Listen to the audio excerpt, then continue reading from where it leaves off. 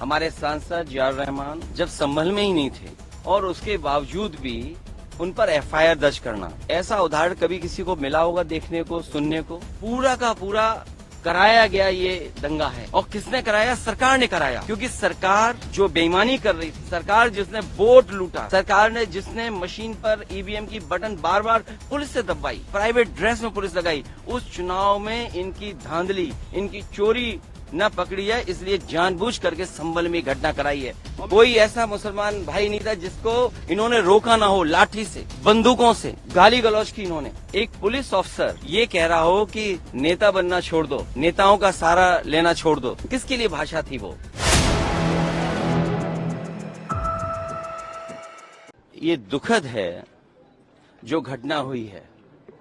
हमारे सांसद जियाउर रहमान जब संभल में ही नहीं थे और उसके बावजूद भी उन पर एफआईआर दर्ज करना, ऐसा उदाहरण कभी किसी को मिला होगा देखने को, सुनने को? एक पुलिस ऑफिसर ये कह रहा हो कि नेता बनना छोड़ दो, नेताओं का सहारा लेना छोड़ दो, किसके लिए भाषा थी वो? और मैं ये कहना चाहता हूं, हालांकि सब जानकारी आपके पास है, दुखद है कि नईम जैसे नौजवान की जान चली गई, बिलाल की जान गई है, रोमान की जान गई है, कैफ, अयान, और इसमें से कुछ कम उम्र के भी हैं।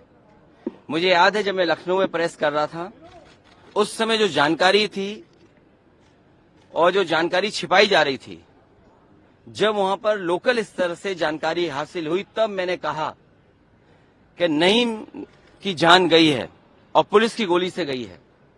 आप लोगों पे सब वीडियोस हैं, आप लोगों पे जगह जगह से वीडियोस मिले हैं, कवरेज है पूरा का पूरा कराया गया ये दंगा है। और किसने कराया? सरकार ने कराया, क्योंकि सरकार जो बेईमानी कर रही थी, सरकार जिसने वोट लूटा, सरकार ने जिसने मशीन पर ईवीएम की बटन बार बार पुलिस से दबाई, प्राइवेट ड्रेस में पुलिस लगाई, उस चुनाव में इनकी धांधली, इनकी चोरी न पकड़ी है, इसलिए जानबूझ करके संभल में घटना कराई है। और मैं पढ़ना चाहता हूं, संभल की शाही जामा मस्जिद के खिलाफ 19/11/2024 को सिविल जज चंदौसी संभल में एक याचिका डाली गई। कोर्ट ने दूसरे पक्ष की सुने बगैर उसी दिन 19/11/2024 को सर्वे के आदेश दे दिए। ताज्जुब तो इस बात का है कि ऑर्डर मिलने के बाद ही संभल के जिलाधिकारी, संभल के पुलिस अधीक्षक आदेश को पढ़े बगैर 2 घंटे बाद ही सर्वे के लिए पुलिस बल के साथ शाही जामा मस्जिद पहुंच गए। जामा मस्जिद की कमेटी, जनप्रतिनिधि, उलेमा इकराम, सभी अधिवक्ताओं ने सहयोग दिया। जिस समय पहली बार सर्वे हुआ है और कोर्ट के आदेश के बाद पूरा का पूरा सहयोग, जो भी वहां जिम्मेदार लोग थे, जो भी जिम्मेदार वहां पर मौके पे थे, सबने सहयोग किया। जिलाधिकारी संभल और पुलिस अधीक्षक संभल ने 2.5 घंटे सर्वे के बाद कहा, अब सर्वे पूरा हो चुका है और अब रिपोर्ट कोर्ट को भेज दी जाएगी। दिनांक 22/11/2024 फ्राइडे को जुम्मे की नमाज के लिए लोग नमाज अदा करने के लिए जामा मस्जिद पहुंचे, लेकिन पुलिस प्रशासन ने बैरिकेडिंग लगा दी ताकि लोग नमाज न पढ़ सकें। उसके बाद भी लोगों ने संयम बरता, नमाज अदा की और किसी प्रकार का विरोध प्रदर्शन नहीं हुआ, किसी तरह की विरोध नहीं हुआ। 29 तारीख को कोर्ट की अगली तारीख तय थी। शाही जामा मस्जिद की कमेटी और मुस्लिम समाज के सभी लोग कोर्ट के केस की पैरवी के लिए तैयारी कर रहे थे, परंतु दिनांक 23 तारीख को रात पुलिस प्रशासन द्वारा कहा गया कि 24 तारीख को यानी अगले दिन सुबह को दोबारा सर्वे किया जाएगा। आखिरकार पहले एक बार सर्वे हो गया।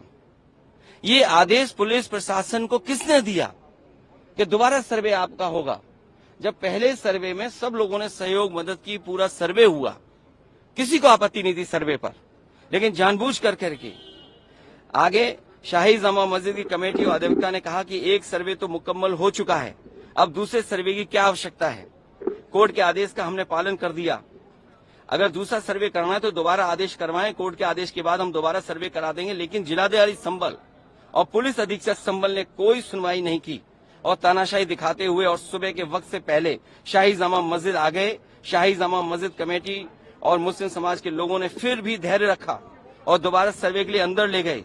सर्वे के दौरान करीब 1.5 घंटा बाद जब जनता को सूचना मिली तो वो इकट्ठा होना शुरू हो गए। लोगों ने सर्वे का कारण जानना चाहा तो सर्कल ऑफिसर ने उनके साथ गाली गलौज की और लाठीचार्ज करवा दिया, बुरी तरह से जख्मी कर दिया।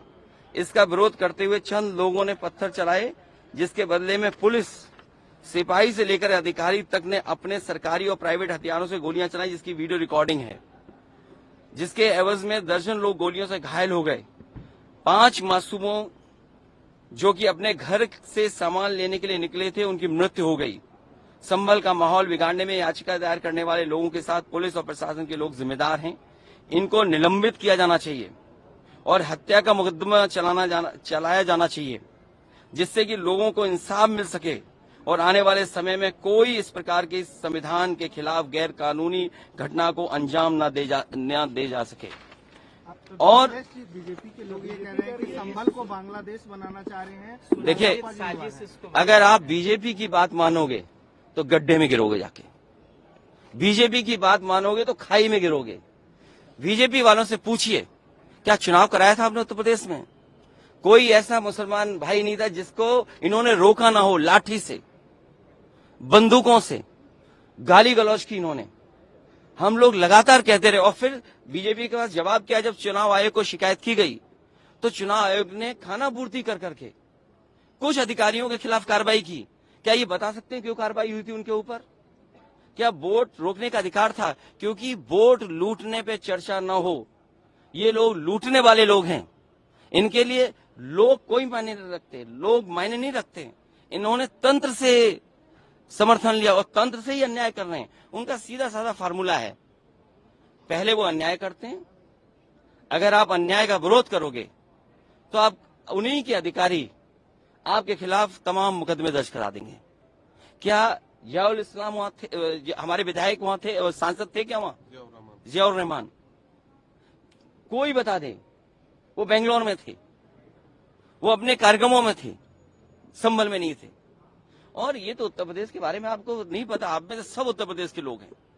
अगर प्रेस के लोग भी सच दिखा दें तो उन पे भी कार्रवाई हो जाती है। और मैंने अपनी प्रेस कॉन्फ्रेंस में कहा था कि बीजेपी के नेता ने कपड़े उतार करके प्रेस को मारा था, पूरे कपड़े उतार दिए थे। क्या कार्रवाई हुई बताइए आप? क्या प्रेस के लोग सुरक्षित हैं यूपी में? और अपना चुनाव जो लूटा है उसको छिपाने के लिए इन्होंने, सरकार ने जानबूझ करके किया है। कुछ लोग तो ये कहते हैं कि साबरमती फिल्म देख करके उन्हें लगा कि उन्हें भी बड़ा नेता बनना है, इसलिए ये सब कुछ कराया गया है। सदन में इसको उठाएंगे। मैं, हमारे सभी सांसद और तमाम विपक्ष के लोग इस सवाल को उठाना चाहते थे, लेकिन सदन में नहीं उठने का मौका दिया। कल भी नहीं मिलने का मौका, जब मिलेगा तब ये सवाल उठाया जाएगा और हमारा डेलीगेशन भी जाएगा। वहां के लोगों के दुख दर्द परेशानी, और फिर सरकार के हाथ में सब कुछ है। अज्ञात में नाम डाल दिए। मैं आपको याद दिलाना चाहता हूं, कानपुर में जब दंगा हुआ था, अज्ञात में नाम लिख करके बड़े पैमाने पर पुलिस ने अन्याय किया था। पुलिस ने लूटा था पैसा और पुलिस अधिकारी को उन्हें हटाना पड़ा था, और यही आरोप था उन पर कि उन्होंने पैसा ज्यादा लूट लिया। अब बोल दिया, इसके बाद क्या बोलेंगे? लोगों ने वोट नहीं डाला, तंत्र से ही उन्होंने वोट डाल दिया और तंत्र से ही रिकॉर्ड बना करके जीत हासिल कर ली। आज आप लोग इस मामले को लेकर आदित्यनाथ जी की तरफ इशारा है आपका?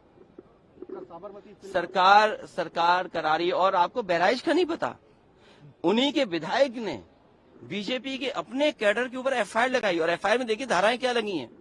जब बीजेपी का विधायक कह रहा है, बीजेपी के कार्यकर्ता नेताओं पे आरोप लगा रहा, और बाकायदा पीस कमेटियां बनती हैं, बाकायदा चीजें बातचीत से हल होती हैं। क्या जिलाधिकारी कप्तान ने कोई बातचीत की? जब उसका पक्ष तैयार था सर्वे के लिए, सर्वे आप कर लीजिए, आप रिपोर्ट लगा दीजिए। आप किसी की बात ही नहीं सुनना चाहते हैं कोर्ट में, आप अपनी मनमानी करना चाहते हैं। तो आखिरकार कौन निर्देश दे रहा है मनमानी के लिए? आखिरकार कहाँ ऐसी ताकत है जिसके आगे सब झुक रहे हैं और अन्याय कर रहे हैं? ये लगातार अन्याय उत्तर प्रदेश में हो रहा है। ये इसलिए हो रहा है क्योंकि अपनी नाकामी छिपाना चाहते हैं और सबसे ज्यादा कमजोर जो लोग हैं उनकी तरफ ही जाना चाहते हैं। धन्यवाद। इसी तो उन पे एफआईआर दर्ज क्यों हो गई या उनका नाम क्यों डाल दिया गया? स्पीकर से मिले हैं क्या आप? मैं इसी संबंध में मिला हूँ अज्ञात में सब जो नाम और अज्ञात में हजारों नाम डाल दिए, इसलिए डालेंगे दबाव बना लें। और पुलिस तो जानते हो कैसे काम करती है यूपी की।